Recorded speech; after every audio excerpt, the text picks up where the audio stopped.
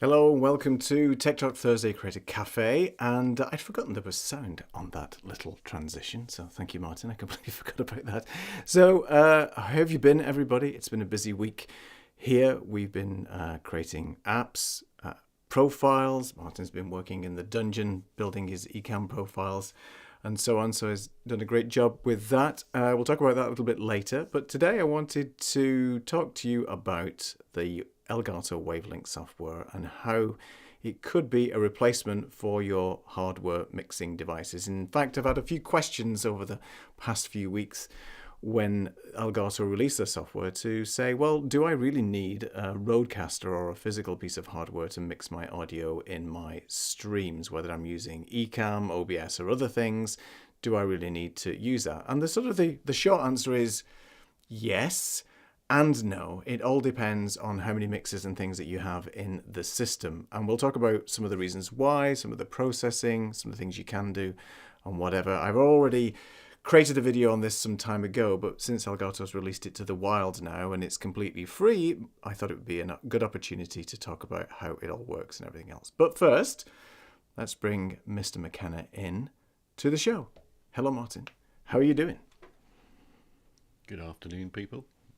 Yeah, doing well. It's a bit weird to see you with a different microphone there, though, Neil. That freaks me out a little bit. It's a bit weird, actually. See, and I've already smacked it because I normally use my hands, you see. So yeah, it's an interesting one. So yeah, we are live in many places in the vertical space, where I can see there's quite a few interesting comments already. We're live on Substack. It's actually working now, and obviously live to your channel. So let's see what's happening. But if you want to know what Wavelink software is about and how it works, or you've got any questions about it, I'll do my best to answer them and start them with a cue. What have you been up to, Martin? I know you've been working in your tech dungeon. What's been going on? I suppose last week we were talking all about Ecamm profiles and where things should sit and what got hidden in various different views and what you saw on your phone and what you didn't see. So with all of that in mind, I went off and went in circles about 20 times until I finished creating a brand new dual mode profile, which is now available as of yesterday, and that consists of 30 plus scenes, or 60 scenes really if you want to look at it that way, because you have to create duplicate scenes for vertical and horizontal in each case.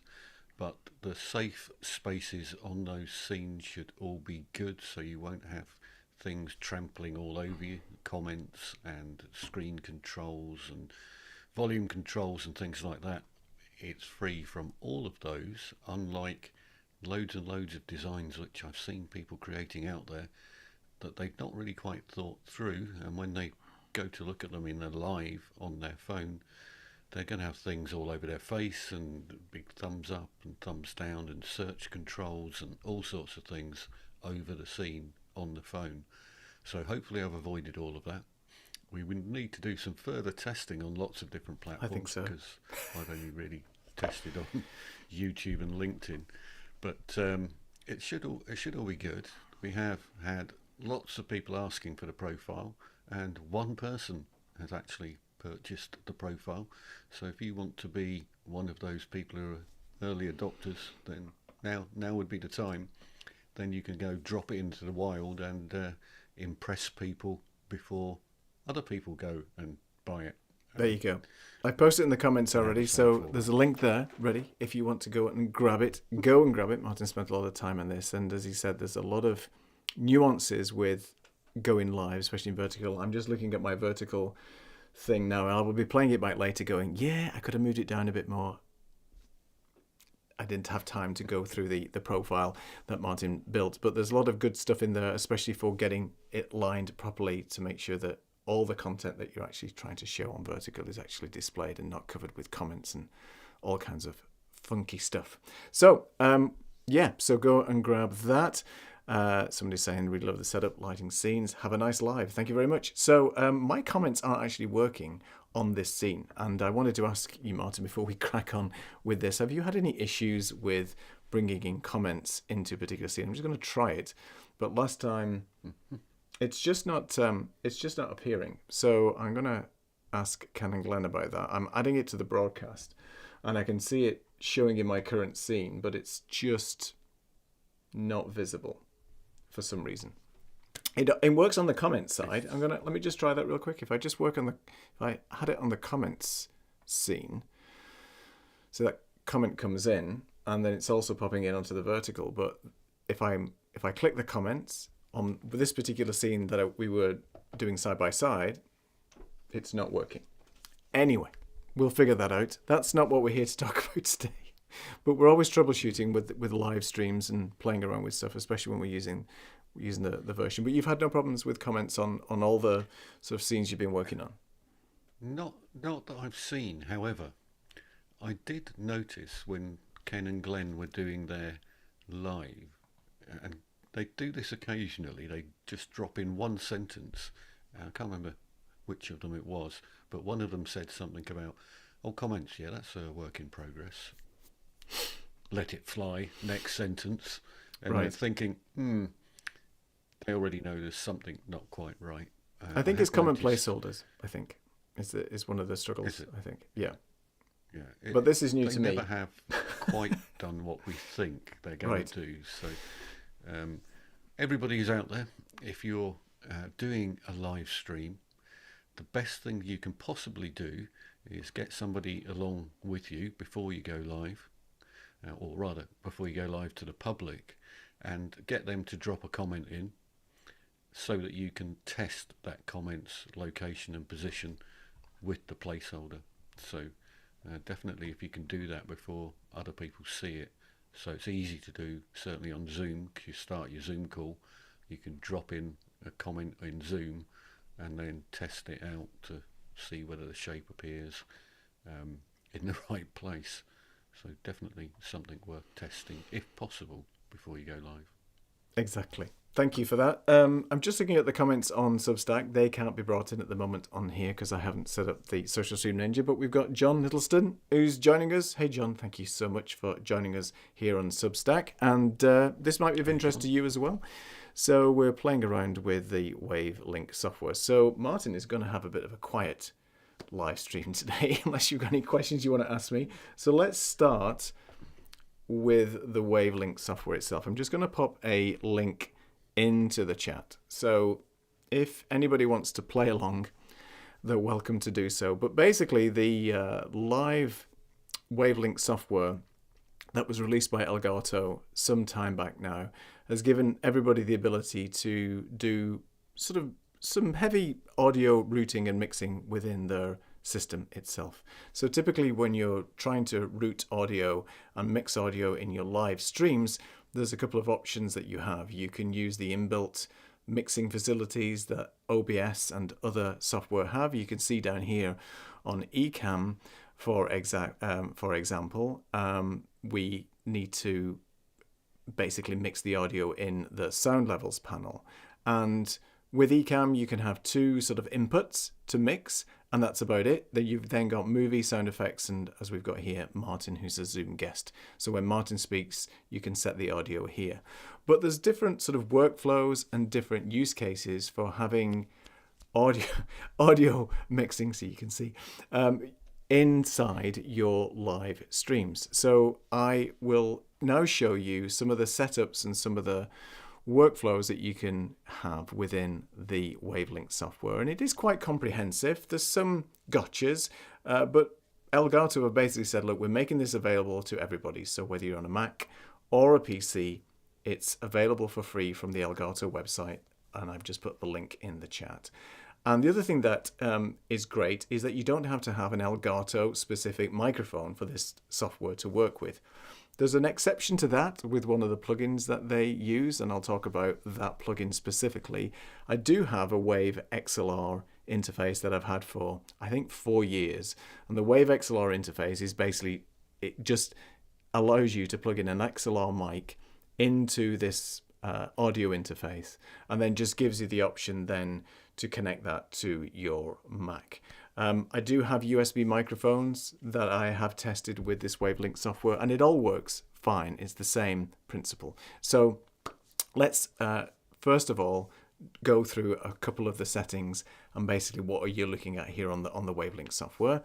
Hello, Saeed. Thank you for joining us. And a gentleman, Family Cyber Clinic, says he can't find a link to the profile on YouTube. Let me post the profile in the chat right now so you can grab that. So that is a link to the dual mode profile that Martin's created. It's also in the chat and also in the comments on the original YouTube file, but that should get you where you need to go, and you can reach out to me on YouTube if you can't find it and I'll send you the link directly, but that should take you to the dual profile. So what we're looking at here with the Wave Link software, well, there's two lanes, if you like, when you look at the software, how it's set up. You first of all can have up to 5 mixes, which means you can actually create 5 separate mixes that you can then route independently to various audio sources that you have in your system. And I'll talk about what that means in a minute.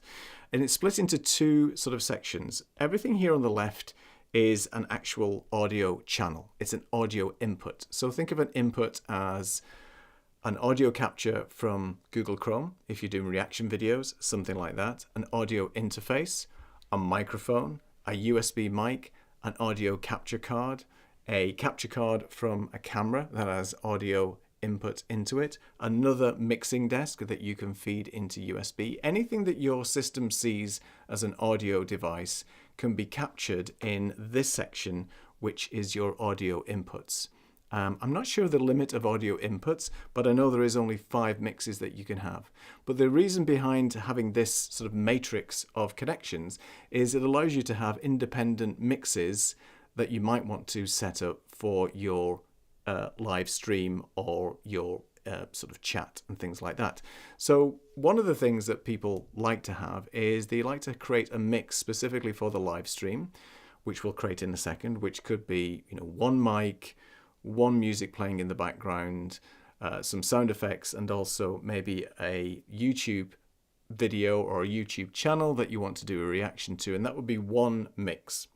And then another mix could be where you don't have any music playing or something like that, and it's just an audio sort of feedback that you can hear in your headphones. So you can have something completely independent that you're listening to in your headphones compared to what the people are seeing on your live stream or your recording. You can also set this up for podcasts and different mixes. But let's get into how we set it all up first of all. So I'm going to flip my audio in a second on Ecamm so you can hear what I'm setting up in the mix. So to create a channel, you can see here that anything that is recognized on the Mac is picked up. So I've got 4 HDMI interfaces, which basically are cameras. So cameras with microphones could also be an audio interface on here. You've got all the virtual microphones. We've got Camo, we've got Qcam, Ecamm, and so on. We've got the Rodecaster that's plugged in. I'm not using that right now, but the Rodecaster can also be an independent interface coming in. And then you've got a ton of different apps. So any app that is open on the system could have a audio capture enabled. And just like what you have with Ecamm and OBS and other things, there's a system audio capture virtual driver that gets installed when you install Wave Link and other software. So that basically hijacks the audio from the applications that have audio on them. This could be a QuickTime, YouTube, Spotify, any sort of audio type of interface and application that can do that. So Saeed says, I'm playing with audio live. Yes, why not? Let's do that. So first of all, I'm going to pick up the Wave XLR as an input device. You're not going to hear anything different at the moment because down here on Ecamm, I've just set it to the interface itself. We're not outputting any of the mix that I've created. So straight away you can see that I've got an independent audio slider here on the Wave XLR, which is my audio interface. And because it's an Elgato product, if I actually click on that, you do get some additional options. So with this particular interface, you've got things like clip guard, which means if you really start screaming down the microphone, you can actually enable this and it will stop any clipping and that peaking, that horrible sort of distorted noise. You can also set up some low pass filters. I'm not going to do any of that as well at the moment. And then we've got something called software effects. Now, voice focus used to be independently available for people to download. And what voice focus does is uses AI technology to remove any extraneous noises, background noises. It's a bit like the Zoom sort of background removal software, but I think it works very, very well indeed in a noisy environment. And I did test this out on my channel some months back, where I think I had a air conditioning unit right next to me, a dehumidifier, which was so noisy. I turned it on and it was pretty good. And what I noticed with voice focus is you didn't get a ton of artifacting that you would typically get when you've got this really heavy processed AI algorithm that's trying to differentiate the noise from your voice. So it was pretty good. I'm not going to turn that on for this particular mix, so it doesn't really matter.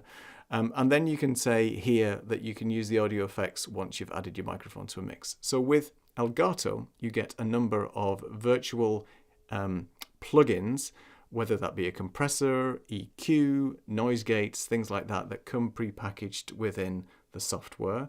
If you have VST plugins, if you're a musician, for example, on your Mac or your Windows system, then you can also pick up and inherit those plugins and use them with the software as well.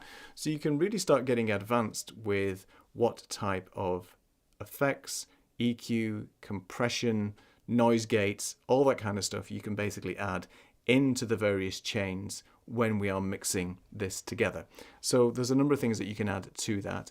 But as I mentioned at the top of the session, anything that is software based is obviously going to have some form of CPU impact on the machine. The more plugins that you add, the more CPU intensive that's going to be, depending on what type of plugin you have. And also, you're going to be adding additional latency, the delay between you speaking into a microphone and what your audience hears.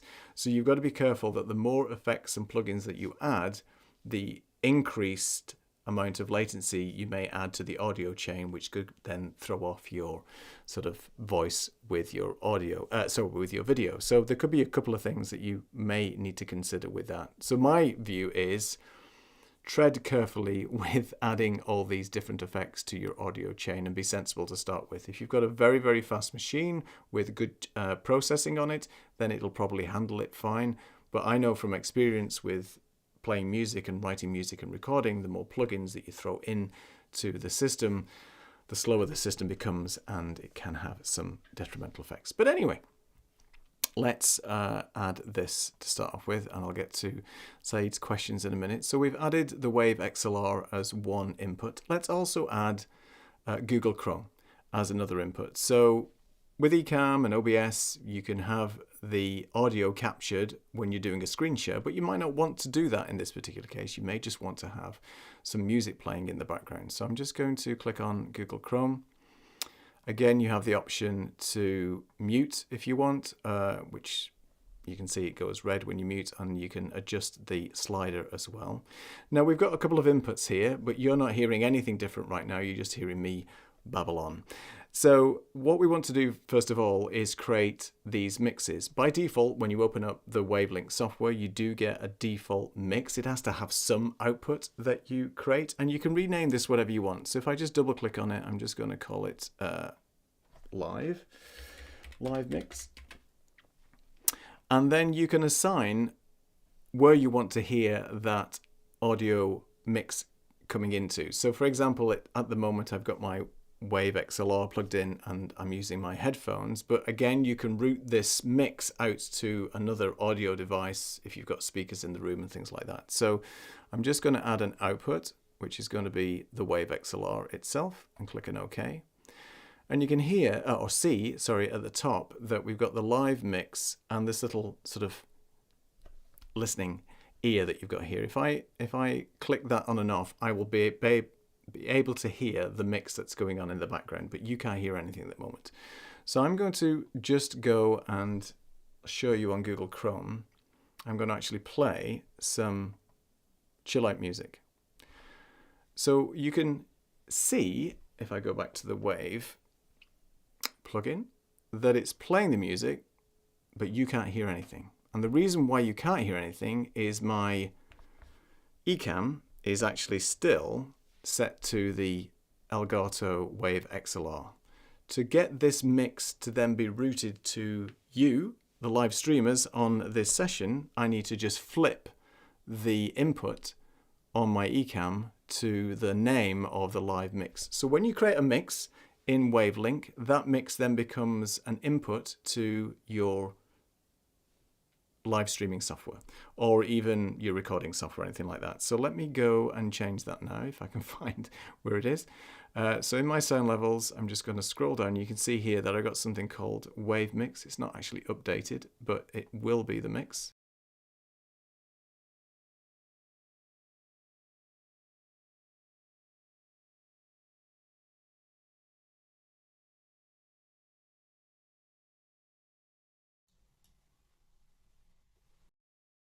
I did that deliberately because you can hear me now, right?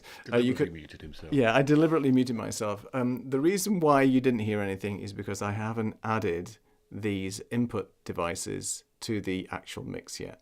I should have shown you that first before flipping over, but I'll do that now. So I click on Add, and I click on Add. You can't hear anything at the moment, but what I'm hearing is the music playing in the background and me. So now let me flip that back over to Wave Mix, or is it called Live Mix?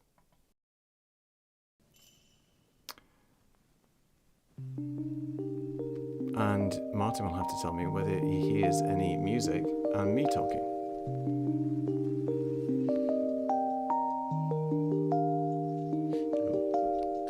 Over relaxing music. Over relaxing. You can hear some music or no music at all? Yes, absolutely. Okay, you can hear music. Okay, cool. All right. So there you go. So that is just created one simple mix. So it's just with the audio playing in the background from Google Chrome, and then I'll just turn that down a little bit because I'll just listen to it. I don't want it to be too loud, so hopefully that's not too loud in your ears. It's relatively balanced. It could be a bit quieter. A little bit quieter, perhaps. Okay, I'll just turn it down a bit more. Okay, so that's on 9% now and so on. I'll just let that run in the background for a second and so on. So the wave mix that I've set up, or the live mix in this particular name, is now being the input to Ecamm. And there's a few questions coming up, so I'm just going to flip over to the comments for a second so you can see these, and hopefully these comments will come in here a second. Saeed is saying, I still cannot make sense of using the XLR for my mic, using MV7 via USB for years, and I'm fine with that. Convince me. It's a difficult one to convince you because realistically the XLR will not give you any of the better quality, really. I don't think if you're using it between USB. The other thing with some of these microphones is the newer Shure microphones, if you connect them via USB, then any of the audio settings that you can configure on that microphone will basically be saved, and then you can take it with you anywhere else. That you don't get that with XLR unless you want to do other mixing. I mean, the audio files may say that they can hear the difference in audio quality between a USB microphone and an XLR microphone, but for the work that we do, for the streaming and things like that, I don't think it matters too much at all. Another question, do you think getting Wave Link Pro Mark II will actually improve performance when running VSTs and reduce latency? No, I mean, hardware is going to be better, but the Wave Link Pro Mark II, I'm not sure. I haven't been able to test that and play with it. I wouldn't be 100% sure. I think the more sort of plugins and processing that you had onto anything is obviously going to have an impact on the overall system. Yes, unfortunately I can't close Ecamm and the mix will be shown. It's just that Ecamm's not reading this in real time. It's a shame because it would have been good if it actually came up with that, but never mind. Not to worry. All right, let's go back to this. So that's our first mix. So I have a question for you. Yeah, go ahead. As well, while you're doing this. Go ahead. Could this be used to have a back channel, an audio back channel of some description, so that either a presenter, much like they do on a TV shopping show or whatever, hears the producer whilst talking, Yes. or indeed a back channel to your green room or something like that. Yeah. Can you do that sort of thing? You can, yeah. So as an input device, let me just see if I can run it up. I can't run it up at the moment. So let's say you've got Slack or Discord or some other means of communication. You can actually create another channel, which would be your Discord input. I don't think I've got anything here. Let's say it's Telegram, just for the sake of arguing, because Telegram has audio. So let's say I've got an audio call going on to my producer via Telegram, and that person's audio could be heard as a separate mix just to me. So I'll show you how to do that, and it's a good point. So you can rename this as well. So we'll just call it back channel for now. Click on OK. And what I can do is I can create a new mix now. So I'll click here and I'll call this, let's call it Talkback. Now what I can do is once I've added this Talkback channel, I can just add the back channel, which is my Telegram audio here, and then I can basically just route that to me. So I would actually only hear that. It wouldn't be going out to anybody else, because this Talkback mix now is basically, if I click on that little ear, that means that whatever I've set as my main output for this mixer is what I would hear. So I could hear the producer saying, sell this product, do this, whatever it is. Yeah, whatever it might be. Basically, they would be able to tell me that, and I can control the volume of that as well. So again, that's an independent mix, only for me. You guys aren't hearing it. And this means that you can actually mix different things and send it to maybe a channel. For example, we're going live right now to Substack. Now, Substack, I'm using the built-in RTMP keys to be able to stream via Restream. But let's say I had a virtual mic going into the Substack channel, and that maybe they don't want to hear the music. They might just want to hear a bunch of guests talking on another back channel or something like that. I could route that straight to them. So any mix that you create, you can basically have the option to have that as the main channel. So for example, if I go to the mix here, let's see if that comes up or not. So it's called Mix 2 because it obviously hasn't updated, but Mix 2 in Ecamm, for example, I would be able to change that over. And I don't think you're seeing the actual mix changing there. But if I was to change that now to Mix 2 or Talkback, obviously you wouldn't hear anything because that mix is not enabled on that side. Let me just go back to comments. Oh, right, you've got enough voices in your head already. Yes, so you don't want like lots of people talking, but you can see that there's a lot of different use cases for using this software. Let's just go back to this one a second. So you can have up to 5 independent mixes altogether, and it's basically just a matrix. So for example, in Mix 5, I might just want to have the Google Chrome audio enabled, and you can see the music's playing there in the background and so on. I could route that now to somewhere else. If I wanted to create a mix specifically for podcasting, the idea is that I can set up all the routing, I can set up all the mixing, and then I don't have to then redo that every time I want to come and record something. So you may have a mix specifically for recording, a mix specifically for podcasting, or a mix that we're doing right now for the live streaming. So it's quite comprehensive in what you can do with this. Again, the idea is that you could potentially pick up any channel that you want. Again, we could have another Google Chrome input. You could have Firefox. It doesn't really matter what you use. Any audio channel can be added to this as an input source and then mixed accordingly. You can also change the mix and have it look like this. So if you want a simple looking mix, you can basically flip between these different ones. For example, we've got live mix there, which is what we're showing. We can flip and do the talkback, which is just one channel, and so on. So again, it's very comprehensive what you can do with this, and it's completely free. Now, for example, let's go back to the Wave XLR and let's look at some software effects that you can add. I'm going to add this voice focus, and I'm just going to add it in the middle. Now, my room isn't terribly noisy anyway, but what this should have done, and I can hear a little bit, is that it's sort of reduce the background noise a little bit, even though there wasn't a lot. I don't know whether you can hear any difference in your headphones, Martin, but it might make some difference. But the other thing you can do is add an effect. So let's add some crazy delay. Hello. So let me just change that. You might be hearing some delay going on now. So I'm going to switch that off. I'll turn that off. But the main thing is you can add things like EQ and so on. So if you don't have a mixing desk like a Rodecaster, Roadcasters have EQ, compression, noise gate, all the bells and whistles to dial in the sound of your voice.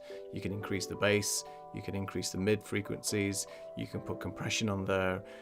The Rodecaster is great for that, and it's all done in hardware, but you can apply the same things on here. So for example, I can put a graphic EQ on here and I can start to boost up the bass frequencies. I can reduce, anyway, you get the idea. The idea is that you can sort of build up your vocal chain, your audio chain, to make it sound and dial it in as good as you want it to be.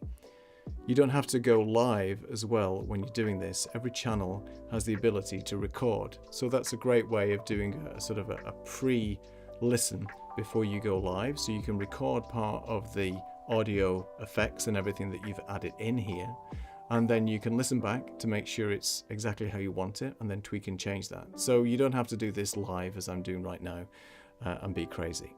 You notice that every effect that I've got installed on here, which are all the audio units as they're called in Apple speak, or virtual instruments in you're using a PC and things, you can add these all in here. So every type of effect you can basically add as part of the audio chain.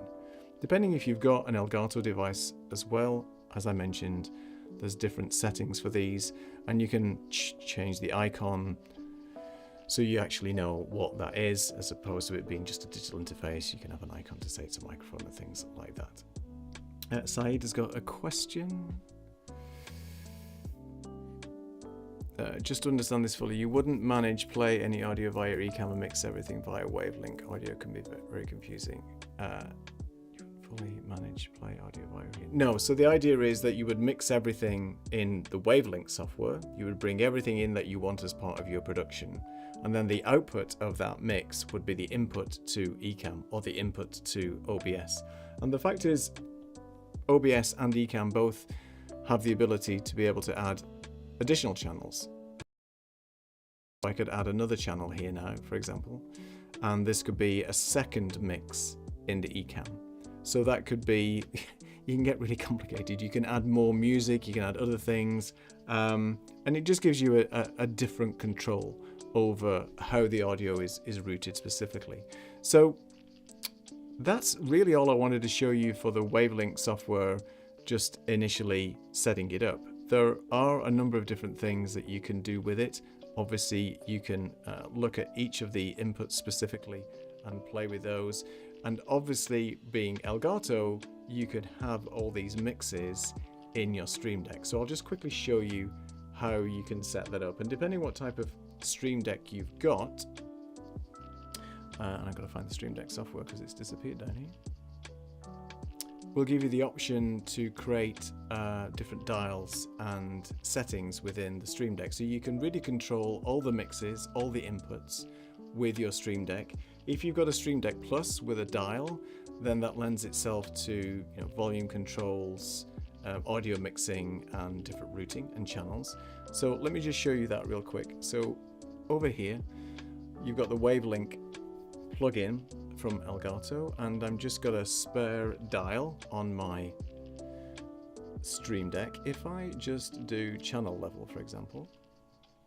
You might want to turn your music down just a little bit there, Neil.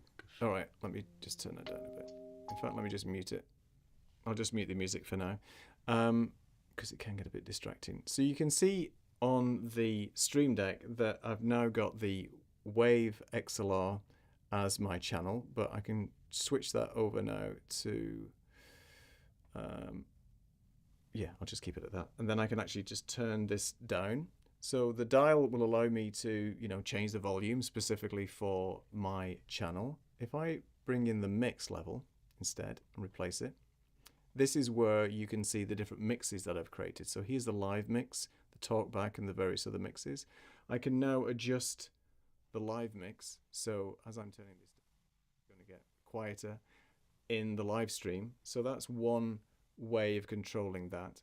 And you can see it's in real time, so the dial is actually moving here. The other thing you can do with these Stream Decks is you can do something called a dial stack, which means you can have multiple actions with one button. So it's not just controlling one mix, and I'll show you how to do that real quick. Let me just delete this. Let's right click on this and do a dial stack. And all that means is it now allows me to cycle through different mixes or channels or anything that I want based on this. So let's say I've got these various, let's just have a look. Is it channel is probably easier? Let me just do that. So that's the Wave XLR as one channel. I've got, drag that in, I'll do Google Chrome. So now I can control both the microphone input and the Google Chrome input from one button. So let's go back out of that. So right now I'm controlling the Wave XLR levels, and if I press the Stream Deck button, I can now control the music. I've actually muted the music, so you won't be able to hear it, but if I unmute, I can then start to wind up the music, but I'm just going to mute on that for now. So you can see that I can control various channels, various mixes just by using a dial stack. So that's a really nice way. You don't have to have one of these new Elgato Stream Decks. Is it the XL Plus, the one that everybody loves, where they've got like 20 dials and stuff like that? You don't have to have that. You can simply use what you have with one of the dials and create a dial stack and have multiple ways of controlling the different mixes. So you can control the mix, the channel inputs, the outputs, anything that you want, and you can get really sort of detailed in what you want to do with the Stream Deck. And obviously with Elgato, everything is works sort of hand in hand and works really easily, as you can see with the plugin. So everything works pretty well. So that's all I wanted to show with the Wave Link software. It does require a little bit of playing with, especially I wouldn't recommend you doing it live like I'm doing it, because, you know, mistakes will be made and things like that. But it can get quite comprehensive in how you want the mixes to be done. And especially if you've got various back channels, Discord channels, and let's say you've got a Slack huddle, you might want to mix music differently in there as well. So why do you think Elgato are giving this away for free? I mean, obviously Saeed's already downloaded it because he won't be able to resist the free word. But why are Elgato giving this away for free? Are they trying to promote their hardware? Yes. Is that it? I think so. I think it's a way of them promoting their hardware, because they've released some new hardware recently. Obviously with the Stream Deck XL, they've got some new microphones as well. And I think the voice isolation software used to be free. So you can only get that software now if you buy an Elgato piece of hardware. So if you've got a Wave XLR or one of the Wave mics, then that's really the only way you can get that plugin.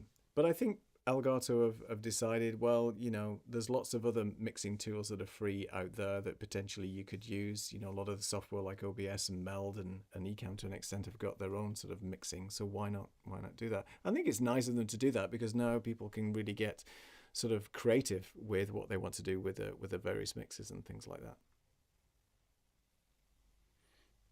And did you actually mention to people what this strange long thin microphone is that you're using this week? Oh no, I didn't. And let me just go to the host. So this is it's a Rode NTG4. It's a shotgun microphone. People will argue that you shouldn't really be using shotgun microphones in a home studio, because one, they've got to be close to your mouth. They don't reject sound as good as dynamic microphones, but it's a condenser microphone, so it's very, very sensitive, and it's typically used in interviews and dialogue for films and things like that. You probably see people boom a microphone like this over people's heads in documentaries and stuff like that. So it's very common. I got it because I was using it in my documentaries that I was making and stuff like that. I actually quite like the sound of it, and I think it rejects it quite well, and it's not too terrible. But Martin, I don't know what, it's not the same as the Shure SM7B, because that's got a very interesting tone. But you'll notice that because there's no EQ or any compression or anything on here, this is what my voice actually sounds like, raw and unfiltered. So whether that's a good or a bad thing, I don't know. I'll let you be the judge of that. But I think overall, yeah, the good thing is you can plug in a USB mic now. I've got an old Fine mic that you can plug in and so on. So you can use anything with the Elgato software. I don't know whether it's something that you would ever be using, Martin, but you don't really mix a lot of audio in your shows and things like that. I think what you do mix is you put it into Ecamm as a file, and that's it, right? Yeah, that's really what I would tend to do. So I've got an XLR SM7B going into a Focusrite, but it's a tiny little box that does nothing really. Right. It's an So audio it's interface, permanently isn't set it? on exactly the same thing, so I don't use it. The shotgun mic, I like the sound potentially of using it to maybe do a stand-up Yeah. type audio thing. Hmm. But now, of course, we've got these little Holy Land clip-on microphones that are minuscule, which I think probably do almost as good a job. I do definitely prefer, in terms of your voice, I prefer the SM7B to this microphone. It just does sound a little bit more radio-like, for want of a better Yeah. description. Yeah, and I like the sound of that as well. Saeed has got a good comment. Now that is a option. The further it is out of the frame, which, yeah, a lot of people, YouTubers, they have it here just out of the frame pointing. It should actually be pointing at your chest, because that's where the sound comes from and that's where it's best positioned. And you can look on online. Deity have got quite a few decent tutorials about that. But the point of the shotgun microphone is, yeah, it should really be out of shot. I've just put it here because it would be too far away and you probably wouldn't hear very well. Normally, when I'm doing my YouTube videos, I do have the shotgun mic and it's mounted up there, but I wanted to just bring it into frame just to show you the fact that I'm using a microphone with the software today. I actually prefer microphones out of shot, and I've been tinkering with the SM7B and how to get it out of the shot. And I think Martin's found the sweet spot with his, because you have an SM7B and you're and it's just there, but it sounds good. It doesn't sound like it's. I mean, your room isn't that treated as well. I mean, obviously, I've been in your room, and it's there is furnishings in there and things, so it's not reverberating a lot. But I think the fact that because you've got it right here, I think it works pretty well. And I've never, Yeah. it's never been that quiet.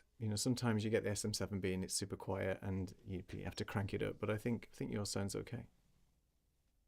Yeah, so mine's on a swing arm, for those of you who don't know, but it is literally, it's that far away from me, just out of shot, only the tiniest bit out of shot. So here's a question then. Why is the shotgun mic the shape that it is? There's some physics associated with it. Laura from Shaw was talking about it, and it's hard to show you here, but it's got holes in the side, and apparently the holes in the side of this microphone are supposed to help with rejection on something called off-axis, which means this microphone pattern has a sort of it's almost like a balloon coming out. And it's a very narrow band where you speak. So if I'm over here, you're not going to hear it, and if I go, so you can hear that the band, the pickup pattern, is pretty narrow, and this surface with the holes is supposed to help with some of that rejection as well, so you're not going to get sound from the back. So the idea is it's supposed to be very directional. Wherever you point the shotgun microphone capsule at the front of it at is where it's going to pick up the sound from. That's why a lot of people point it here. That's why you'll see when people are actually recording the documentaries, they have it over their head. And if you've ever seen those big outdoor broadcasts back in the day, especially for golf, it's one of these in a big, it looks like a Zeppelin. It looks like a big space, one of those ships with a big dead cat on top, as they call them. And it's just a big furry thing that's to stop any wind. And it's supposed to help with that as well. But yeah, it's an interesting contraption. I have been out doing some recordings with one of those things many years ago, and the looks that you get, it's like, what the hell is that? Why are you dragging that thing around with you? It's like an animal. But there you go. What? So now we Yeah, go ahead. Sorry.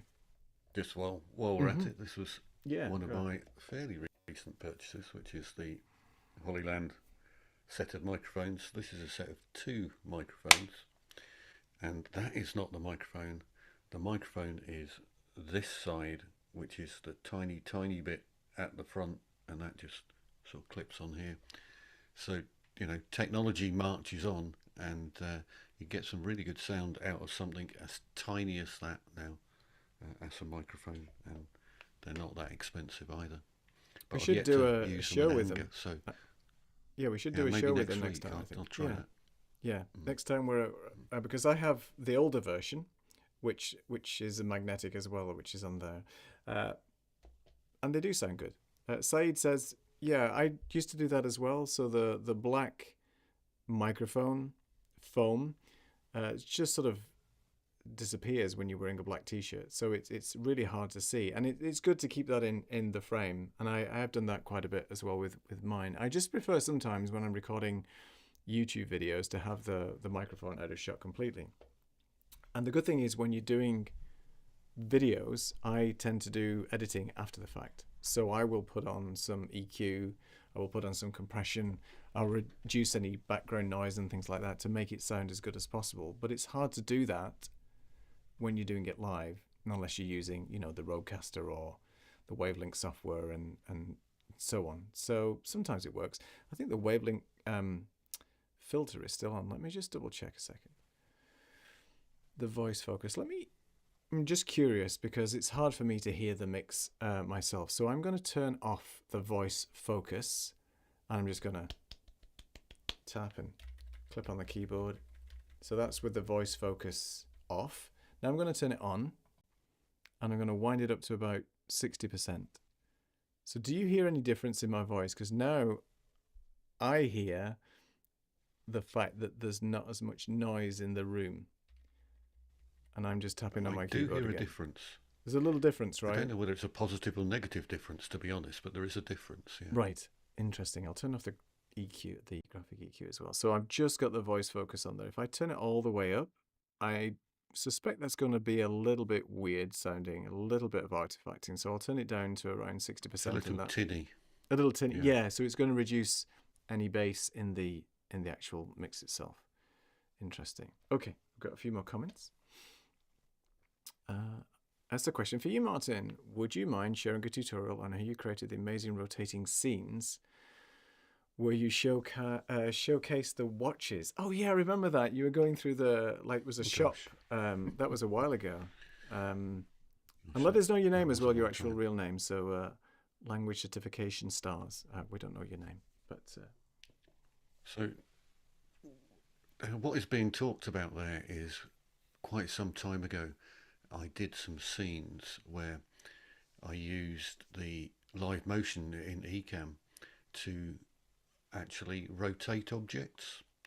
So I had like a circle that sat half off the screen, and what I did was rotate 4 different watches, Apple watches, and they would twist round in each scene. So it would bring one watch to where my head was, and then it would twist round and bring the next one up, and then twist round and bring the next one up. And it was just kind of a totally different way of using live motion. So one of the things myself and Ian and Neil have been looking to do is to put together an Ecamm design workshop. So we've got a wait list for an Ecamm design workshop at the moment where you'll be able to come along and spend some time with us, and it's 2 hours at a time times 4 is the total length of the workshop. And the idea really is to share a whole bunch of design tips. People always ask me, the other favourite one they always ask me about is 3D effects. So how do you do 3D effects within Ecamm? So we can look at that sort of thing. We can look at all of those different rotations and live motions. There's a lot more to the live motion that you can do. There's some fabulous looking reveals you can do with live motion to get things twisting round and then disappearing behind like pictures of your presentation or something like that, so you can revolve things round. There's also some real cool stuff you can do with AI now to create some background loops and things like that. In fact, while I'm at it, let me just show you something, because I just mentioned 3D, didn't I there? If I just bring on, this is one of the profiles that I'm just started to play about with, but this is something that I've also got the vertical version of this as well, and this is the max number of people you can get on. So this is 10 people plus the host plus the active speaker, and as you can see, what I have done there is put in a little 3D effect around the frames and the cameras. That is a lot of layers to do that. It's not a simple thing. However, the effect is pretty impressive in terms of looking like literally the whole thing is slightly indented, and you've got particular bits around each different frame. But I've done that by creating multiple layers and then adding in shadows and then copying the same shape and then adding a shadow in the opposite direction, so that I don't just get a shadow in one direction. So if I come down here and remove various different boxes that are in the background, you're going to see that by adding these boxes in the background, that allows me to build up the layers until I've got that nice sort of 3D effect going on. So yeah, see, if you are really interested in these things, then by all means come along to a workshop. There could well have been some sort of a video on my very disorganized YouTube channel on how I actually did that one. I think Fulgens was one of the people who was on that same show.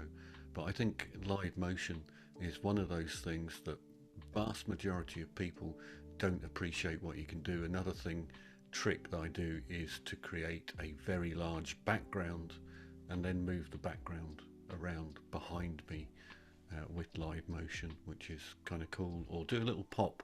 So that's Neil and myself talking. Just do a little pop where one person gets slightly bigger than the other, or they both get a little bit bigger. But just every couple of minutes, that gives you a little eye break. But you can do all of that with live motion as well. Yep, great stuff. Thank you for that. I've put a couple of let me just switch this off because all I can hear is myself. I've put a couple of links in the Substack and also in the channel here to sign up if you want to the waitlist for the design workshop that Martin and I are thinking of putting together. So once we get to a critical mass, we'll put the show on. But obviously there's a lot of sort of tweaks and things that you've added to your recent profile as well that takes into account both the vertical side and the live motion and everything there. So it's a really customizable profile that you've created. So yeah, I put that into the various places, so go and check out Martin's stuff that he's created and so on. And it's been a bit of a week for creating stuff. I also decided to create two little things. One, the Ecamm profile fixer, which is basically a way of just looking at your Ecamm profiles on your system, and an easier, cleaner way of being able to sort of remove and delete those profiles en masse, because Martin kindly had a look for me on his side, and I think it was over 100. You had 100 profiles listed on your system. 100 profiles. Which was crazy. So that was a lot. So if you're interested in managing your Ecamm profiles a bit more effectively, then let me just post the link to that. And whilst I'm playing around with coding and things like that, I also decided to create a new plugin for Stream Deck, which was just really aimed at people that are using Moom. And Moom is the Windows organizer. I know that Elgato's got one. Room is a bit more comprehensive because it supports multiple monitors and various different layouts. And I use it a lot.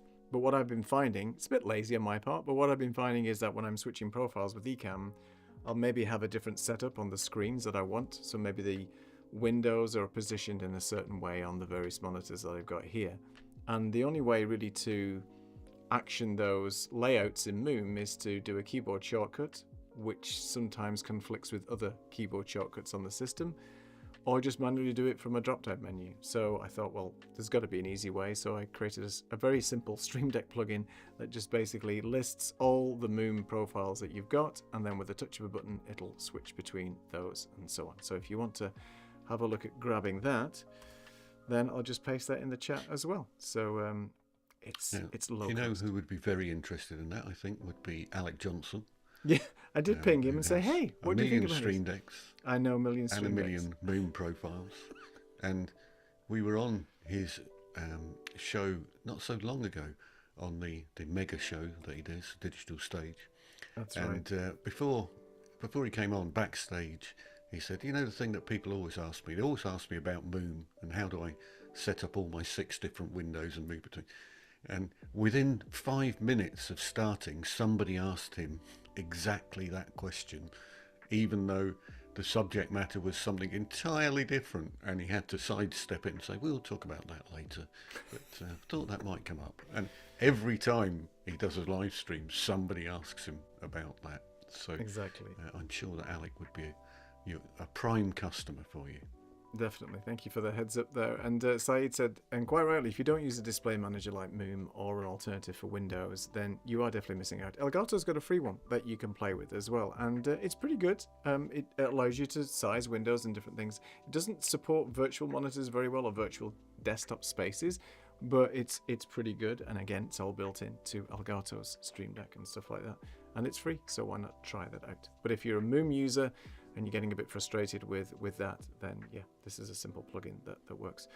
I'm quite liking building stuff at the moment. It's quite interesting, isn't it? Because I always try and see if there's a problem that I have. Maybe I can create something like a workflow or some simple way of being able to fix that for people. And I think it's good if we can share the love.